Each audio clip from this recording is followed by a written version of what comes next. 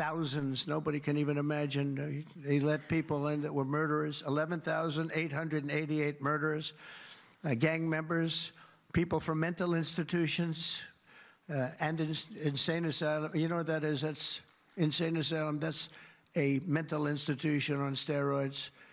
During the campaign, I talk about the late, great Hannibal Lecter. Do you know who that is, Hannibal Lecter? Silence of the Lambs. I'd talk about it, and the fake news would go crazy. Why does he keep mentioning? Well, because we won in a landslide. That's why they don't want to have Hannibal in our midst. A story of one man's fight for freedom. It is a story rooted in overcoming struggle. But to truly understand the depth of his journey, we must travel across continents and centuries to reveal a global history of resilience and dignity. Our journey begins in the early 1700s in Imperial Russia. As a child, he was known as Abram Hannibal. He was sold and brought to Russia, but his destiny was not predetermined by his captors. His exceptional intellect caught the attention of the modernizing monarch, Tsar Peter the Great. In an extraordinary turn of events, the Tsar took him in, treating him not as a servant, but as a protege. Hannibal was trained as a military engineer and rose through the ranks of Russian society and the army. He became a decorated general, earning the respect of his peers in a world that saw his race as a mark of servitude. His legacy is permanently etched into Russian history, not only through his military accomplishments, but also through his great-grandson, the celebrated Russian poet, Alexander Pushkin.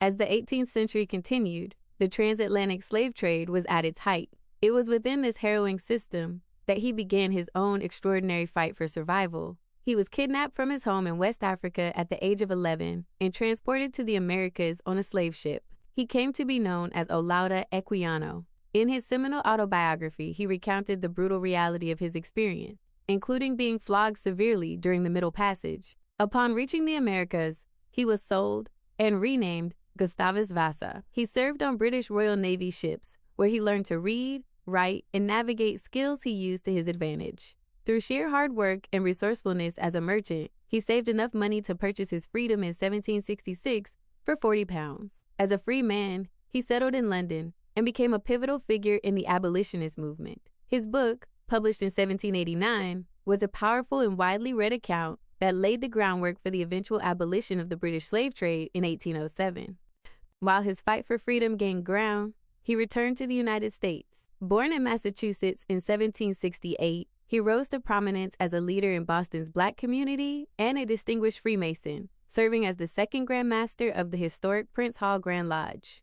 Now known as Nero Prince, he and his wife, Nancy Gardner Prince, embarked on a remarkable journey back to St. Petersburg, Russia in 1824.